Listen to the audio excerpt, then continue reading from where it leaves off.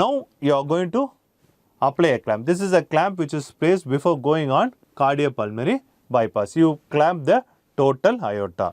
By clamping the aorta, what happens? What happens to the proximal part and what happens to the distal part? Here the pressure is going to go up and here there is going to be hypoperfusion. Now we have applied the clamp. This is the partial clamp we placed over the aorta.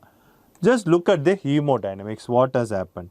Your pressure which was around 120 has gone to 150/84 and the PA pressure which was around 25/8 has gone up drastically. What happens when you apply the clamp? Why these pressures have gone up? First of all, when I apply the cross clamp, there is impedance to aortic flow. When there is an impedance, your afterload increases and this increase afterload increases your blood pressure. That is the first pathophysiology of clamp placement. Next is there is going to be a venous recoil distal to the clamp.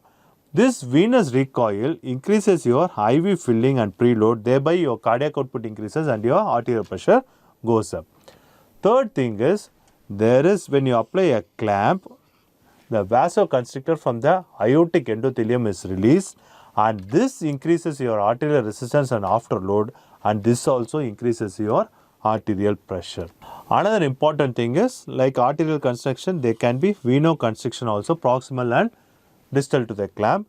This reduces the venous capacity and there is a shift of volume proximal to the clamp. There is hypervolemia in the proximal clamp which increases your preload and increases your cardiac output. These are all the different ways through which your blood pressure goes up.